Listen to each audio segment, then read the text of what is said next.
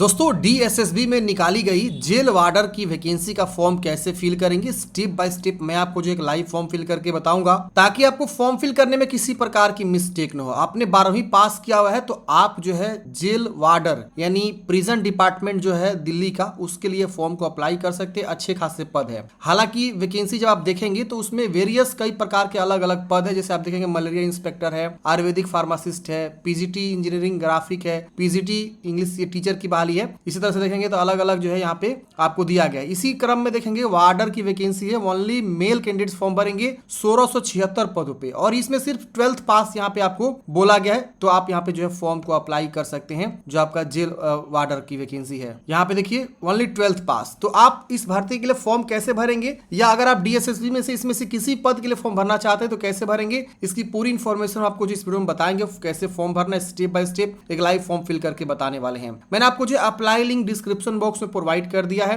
या आप जो है गूगल में जाएंगे सर्च करेंगे सरकारी रिजल्ट एआई, सरकारी रिजल्ट.com.ai, ये जो है सरकारी रिजल्ट का नया वर्जन है। इस वेबसाइट पे आने के लिए आपको सर्च करना है सरकारी रिजल्ट एआई। ये पहला जो वेबसाइट मिलेगा सरकारी रिजल्ट.com.ai, इसको आपको ओपन कर लेना है। यहाँ पे आप देखेंगे तो लेटेस्ट जॉब वाले सेक्शन में आपको डीएसएसबी जेल वार्डर रिक्रूटमेंट आपको देखने को मिलेगा, और भी जितने वैकेंसी चल रही है लेटेस्ट में आपको यहाँ पे देखने को मिल जाता है। इंडियन नेवी सिविलियन की वैकेंसी है, और भी कई प्रकार के, राजस्थान हाई कोर्ट पियोन है, बैंक पीओ की वैकेंसी है, SBI PO, Guwahati high court, BTSC nursing tutor, railway में अप्रेंटिसशिप की बहाली। तो आपको इसी कड़ी में डीएसएसबी देखने को मिलेगा। इस पे क्लिक करेंगे, यहाँ पे आप इस भर्ती के बारे में पूरी इंफॉर्मेशन को पढ़ सकते हैं, और यहीं पे आपको जो है अप्लाई नाउ का बटन, इस पे क्लिक करेंगे सीधा आप यहाँ पे आ जाएंगे। नोटिफिकेशन देखना है तो यहाँ से आप नोटिफिकेशन भी डाउनलोड कर सकते हैं। यहाँ पे आपको इस नोटिफिकेशन के बारे में पूरी इंफॉर्मेशन यहाँ पे देखने को मिल जाएगा। अब चलिए फॉर्म वाले वेबसाइट पर जब आ जाएंगे तो यहाँ से आपको सबसे पहले एक नया रजिस्ट्रेशन करना होगा।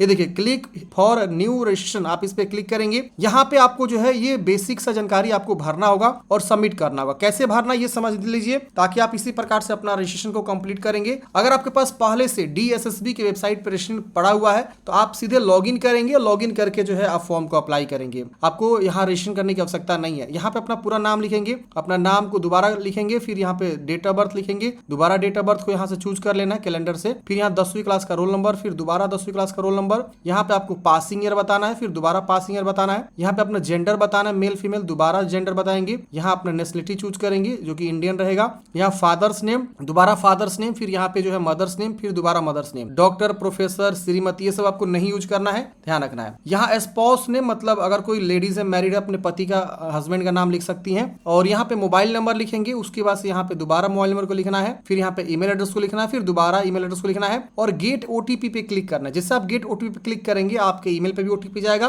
मोबाइल पे भी ओटीपी जाएगा। तो ईमेल वाला ओटीपी यहाँ पे लिखेंगे और मोबाइल वाला ओटीपी यहाँ पे लिखेंगे। तो ये बॉक्स बना हुआ दोनों का अलग अलग सेपरेट ओटीपी लिखना है, और उसके बाद से आपको जो है यहाँ पे अगला स्टेप खुल कर जाता है आपको यहाँ पे एक आईडी प्रूफ देने के लिए। तो आपके पास आधार कार्ड है तो आप यहाँ यस करेंगे, दोनों बॉक्स में आधार संख्या लिखेंगे, नाम लिखेंगे, और यहाँ एक पासवर्ड सेट करेंगे। पासवर्ड जैसे चाहे वैसा आप सेट कर लीजिएगा, जैसे कि अपर केस, लोअर केस, इसके अलावा जो है न्यूमेरिक, स्पेशल कैरेक्टर, ये सब आपको यूज करके पासवर्ड को सेट कर लेना है। इसके बाद यहाँ पे आपको जो है डिक्लेयर करना है। अच्छा, अगर आपके पास आधार कार्ड नहीं है तो आप यहाँ नो भी कर सकते हैं, और इसके उपलक्ष्य में आपको एक दूसरा आईडी प्रूफ देना होगा। जैसे कि आप देखिए यहाँ पे बहुत सारा ऑप्शन है, डीएल है, पेन है, पासपोर्ट है, वोटर आईडी कार्ड, इसमें से कोई एक आईडी प्रूफ आप दे सकते हैं। जैसे हमने वोटर आईडी कार्ड चूज किया तो वोटर आईडी कार्ड की संख्या लिखेंगे, उसका नाम क्या है ये लिखेंगे, फिर यहाँ मतलब अपना नाम जिस तरह से वोटर आईडी कार्ड पे है, और उसकी फोटो कॉपी यहाँ पे आपको जो है लगाना होगा एक, और इसका जो है डायमेंशन यहाँ पे दिया हुआ है। इसके बाद से पासवर्ड यहाँ पे आपको लिख के प्रीव्यू करना है। तो मैं कहूंगा अगर आपके पास आधार कार्ड है तो आप यहाँ पे आधार कार्ड यस करके ही फॉर्म को भरेंगे, बेहतर रहेगा, और आधार संख्या जानकारी लिख के यहाँ पे प्रीव्यू करेंगे। प्रीव्यू करते हैं आपका प्रीव्यू पेज आएगा। प्रीव्यू को देख लेना है, वेरीफाई कर लेना कि हाँ जो भी आपने नाम, डेट ऑफ बर्थ, ये सब दिया हुआ, फादर्स नेम, मदर्स नेम, सब चीज नहीं है।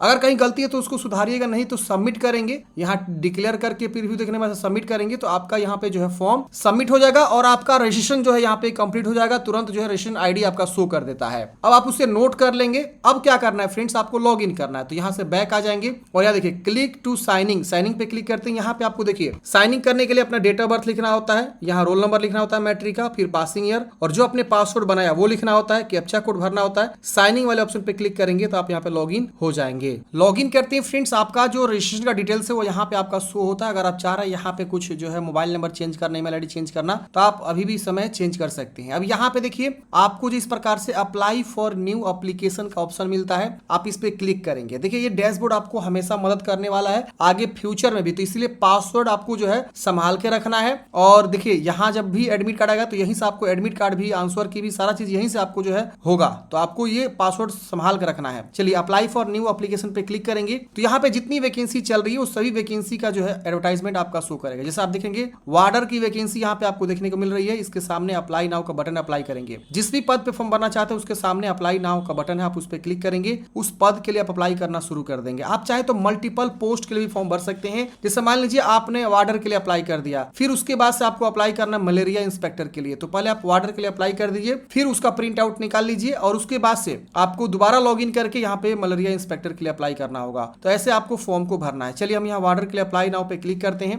अब यहाँ पे देखिए अप्लाई पे क्लिक करते हैं, यहाँ पे आपका कुछ पर्सनल जानकारी ऑटोमेटिक जो है रजिस्ट्रेशन से उठाया रहेगा। यहाँ पे आपको कुछ नहीं करना है, सीधा आपको यहाँ पे अपना जो है परमानेंट एड्रेस भरना है। फिर यहाँ पे जो है परमानेंट एड्रेस यहाँ भरना है और यहाँ प्रेजेंट एड्रेस भरना है। फर्स्ट में प्रेजेंट और यहाँ परमानेंट एड्रेस भरना है। अगर दोनों सेम है तो पहले इसको भर लेंगे और इसको टिक करेंगे ना यहाँ पे सेम चेक, तो आपका यहाँ पे मतलब इधर वाला इधर कॉपी हो जाएगा ऑटोमेटिक। अब यहाँ पे आपको नीचे आना है। देखिए यहाँ पे अब आपको बताना है कैटेगरी, तो कैटेगरी आप जनरल है तो जनरल चूज करेंगे। अगर आप ओबीसी है तो ओबीसी चूज करेंगे। अब ओबीसी में दो ऑप्शन देखने को मिलेगा आपको। अगर आप ओबीसी दिल्ली के हैं, मान लीजिए आप दिल्ली से निवासी करते हैं और आप दिल्ली से ही रहते हैं, मतलब दिल्ली के परमानेंट निवासी हैं, तो आप यहाँ पे ओबीसी दिल्ली चूज करेंगे। अगर मान लीजिए सपोज आप जो है किसी दूसरे राज्य के रहने वाले हैं और आप ओबीसी हैं, तो आप ओबीसी आउटसाइड दिल्ली चूज करेंगे। और दोनों ही केस में आपको जो है यहाँ देखिए दिल्ली आप जैसे चूज करेंगे तो लिख रहा है कि दिल्ली ओबीसी आउटसाइड जो दिल्ली है वो यहाँ पे not eligible category for reservation, मतलब अदर स्टेट वाले जब भी अदर स्टेट के लिए फॉर्म भरते हैं तो उनको तो रिजर्वेशन ऐसे भी नहीं मिलता है। तो वही चीज यहाँ बोल रहा है दोनों ही केस में अगर आप दिल्ली के निवासी हो या दिल्ली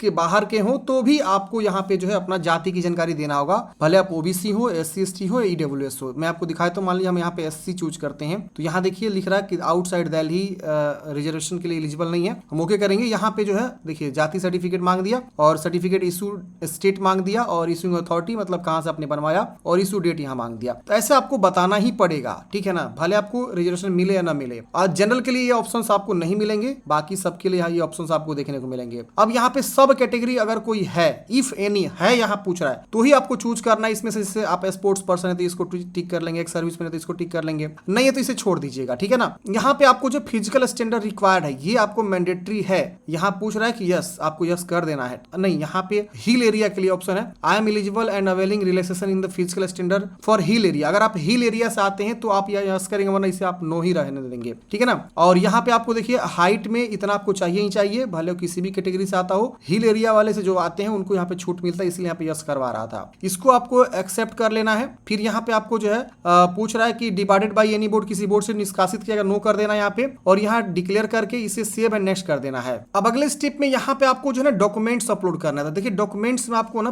पोस्ट कार्ड साइज का फोटो अपलोड करना है। पोस्ट कार्ड साइज यहाँ पे देखिए आपको बताया गया, हाइट क्या होना चाहिए, विड्थ क्या होना चाहिए। 5.7 मतलब 5x7 इंच का विड्थ हाइट बोला गया है। इसको आप आसानी से रिसाइज भी कर सकते हैं। और यहाँ पे ये भी बोला गया है कि विड्थ इतना हाइट होना चाहिए और इसका देख सकते हैं यहाँ पे विड्थ का 480 बोला गया है और हाइट का बोला गया 672 और जेपीजी फॉर्मेट में 300 KB बोला गया है। तो यही साइज आप रखेंगे, आसानी से आपका हो जाएगा। अब यहाँ बोल रहा है कि आप क्रॉप कर सकते हैं यहाँ से, तो इस पे क्लिक करेंगे तो एक दूसरे वेबसाइट पे लेकर जाएगा, आप इसको क्रॉप कर सकते हैं। अच्छा, पोस्ट कार्ड क्या होता है ये समझा देता हूँ। देखिए पोस्ट कार्ड हमेशा बड़ा होता है फोटो, ठीक है ना। जब भी आप कहीं जाएंगे फोटो खिंचवाने हाफ, तो उनको बोलना होगा आपको कि पोस्ट कार्ड साइज का हमको फोटो खींच के दीजिए। इसको आपको बनवा के रखना है, क्या पता कहीं एग्जामिनेशन में मांग दे पोस्ट कार्ड साइज, तो इसीलिए आपको वही वाला साइज एक बनवा लेना है और यहाँ पे आपको वही वाला अपलोड करना है स्कैन करके। और यहाँ क्रॉप करने का ऑप्शन दिया हुआ है, तो आप यहाँ पे आप जाएंगे। अब यहाँ पे देखिए इस तरह से फाइल है, ओपन करेंगे, जो भी आपका फोटो है आप ओपन करेंगे। मैं आपको दिखाता हूँ। जैसे मान लीजिए ये आपका फोटो है, ठीक है ना, ओपन करते हैं इसको। अब देखिए यहाँ पे आपको रिसाइज करने का ऑप्शन जो है देगा। यहाँ पे आप जो है आसानी से इसको जो भी रिसाइज करना चाहते हैं वो आप यहाँ पे कर सकते हैं। ये देखिए यहाँ से जो है रिसाइज करने का ऑप्शन दे रहा है और यहाँ पे आप जो है यहाँ पे बेसिक पे जाके आपको क्रॉप करना हो, यहाँ पे जो भी करना है यहीं से आपको ऊपर में फाइल का ऑप्शन दिया हुआ है या बेसिक दिया हुआ है, ड्रॉ दिया, फिल्टर, इफेक्ट लगा सकते हैं। तो आपको जो भी करना है यहाँ से आपको जो है रिसाइज कर लेना है। तो रिसाइज पे क्लिक करेंगे और विड्थ द हाइट आपको क्या बोला गया, तो यहाँ से आपको देख लेना। देखिए यहाँ बोला गया है कि आपका हाइट जो है 5.7, तो यहाँ पे ये तो आपका पिक्सल में दिखा रहा है। तो पिक्सल में हम क्या करेंगे, करेंगे, इसको करेंगे तो पिक्सल में करने के लिए हमको यहाँ देखना होगा क्या बोल रहा है 480 बाई 672। तो हम यहाँ क्या करेंगे 480 लिखेंगे और यहाँ लिखेंगे 672। ठीक है, जैसे लिखेंगे देखिए ऑटोमेटिक ये बड़ा हो गया, देख रहे हैं ना। अब आपको अप्लाई कर देना, अप्लाई करने के बाद से आपको फाइल पे जाके यहाँ से आपको जो है सेव इमेज कर देना है। सेव देखिए डाउनलोड हो गया, उस फॉर्मेट में ये डाउनलोड हो गया। अब हम क्या करेंगे यहाँ पे उस फाइल को चूज कर लेंगे और अपलोड कर देंगे। तो ऐसे आपको रिसाइज का यहीं पे इन्होंने लिंक दिया, और भी बहुत सारा आपको ऑनलाइन वीडियो मतलब ऑनलाइन मतलब पोर्टल मिल जाएगा। गूगल में सर्च करेंगे इमेज रिसाइजर, आपको बहुत सारा पोर्टल देखने को मिल जाएगा, वहां से भी आप कर सकते हैं। इसके बाद नीचे आएंगे तो यहाँ पे आपको अपलोड सिग्नेचर का ऑप्शन है, यहाँ पे अपलोड लेफ्ट थंब इंप्रेशन मतलब अंगूठे का निशान आपको अपलोड करना है, और यहाँ पे राइट थंब इंप्रेशन यानी लेफ्ट और राइट दोनों ही आपको अलग अलग अपलोड करना है। और इस सब का साइज दिया हुआ है और इसका विड्थ और हाइट भी दिया हुआ है, तो वहीं से आप रिसाइज कर लीजिएगा। जो कि यहाँ पे क्रॉप सिग्नेचर दिया है, क्रॉप लेफ्ट थंब इंप्रेशन दिया है, तो आप जहां से भी करना चाहते हैं आप कर सकते हैं। यहाँ पे भी लिंक दिया हुआ है। चलिए हम यहाँ चूज करके अपलोड कर लेते हैं, डॉक्यूमेंट्स अपलोड करते हैं फ्रेंड्स। अब अगला स्टेप आपका जो है क्वालिफिकेशन चूज करने का आएगा, जो कि तीसरा स्टेप। आप यहाँ क्वालिफिकेशन चूज करेंगे। अब यहाँ पे देखेंगे तो आपको यहाँ पे 12th पास पे वैकेंसी है, तो 12th पास यहाँ पे ऑटोमेटिक आपको चूज करना है। डिसिप्लिन भी यहाँ पे 12th ही आएगा। यहाँ पे आपको परसेंटेज लिखना है अप टू 2 डेसिमल, मतलब आपको मान लीजिए 60% है तो 60.00 लिख देंगे, ऐसे 2 डेसिमल तक आपको लिखना है। अगर आपको मान लीजिए 60.20 है तो 60.20 ऐसे करके आपको लिखना है। किस राज्य से आपने इंटर पास किया ये बताएंगे, फिर आपका बोर्ड कौन सा है, वो बोर्ड यहाँ से आपको आएगा। जो भी बोर्ड से आपने पढ़ाई किया यहाँ से आपको जो है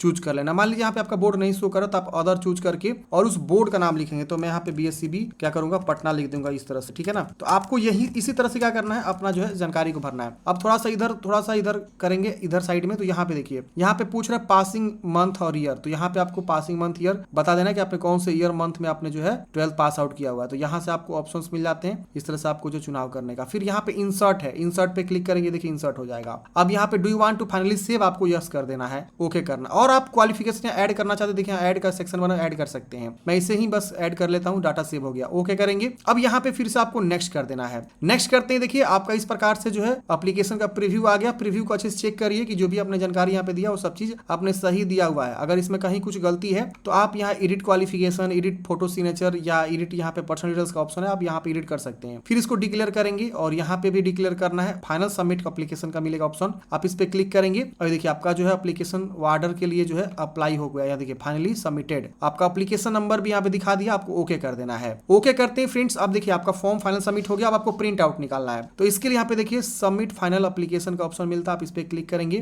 तो यहाँ पे आपका नहीं दिखा रहा है, देखिए प्रिंट एप्लीकेशन यहाँ पे दिखा रहा है होम के जस्ट बगल में। इस पे क्लिक करेंगे, यहाँ पे जो आप वैकेंसी के लिए अप्लाई किया देखिए वार्डर पोस्ट कोड भी शो कर रहा है। प्रिंट पे क्लिक करेंगे, आपका देखिए इस प्रकार से जो है प्रिंट आउट मिल गया। ये आपका फाइनल प्रिंट आउट है। अगर देखिए आपका फी लगता तो जहां पे आपने फॉर्म फाइनल सबमिट किया डिक्लेरेशन वाला ऑप्शन टिक करके जैसे आप सबमिट करते तो पेमेंट जमा करने का ऑप्शन लेकर जाता और वहां पे पेमेंट जमा करते, उसके बाद से फ्रेंड्स आपका फाइनल प्रिंट आउट निकल पाता। अब जब आप इस भर्ती के लिए अप्लाई कर दिए, अब आपको यहाँ से लॉग आउट कर लेना है। लॉग आउट करके अपना जो है बाकी का जो प्रोसेस है वो देखना है। अच्छा मान लीजिए सपोज आप और भी पद के लिए अप्लाई करना चाहते हो तो सीधे फिर आप अप्लाई फॉर न्यू एप्लीकेशन पे जाएंगे लॉग इन करके, और जिस भी पद पे अप्लाई करना चाहते हैं उसके सामने अप्लाई बटन है, अप्लाई वाले ऑप्शन पे क्लिक करके फॉर्म को अप्लाई करके उसका भी फी पेमेंट जमा करके और प्रिंट आउट निकाल लेंगे। अगर आप SC ST हैं या अगर आप जो फीमेल हैं तो आपको कोई भी आवेदन शुल्क नहीं लगेगा फॉर्म भरने के लिए। बाकी जनरल OBC EWS के लिए आवेदन शुल्क यहाँ पे लगने वाला है। आई होप आप लोग समझे होंगे। मिलते हैं किसी नेक्स्ट वीडियो में। जय हिंद, आपका दिन शुभ हो।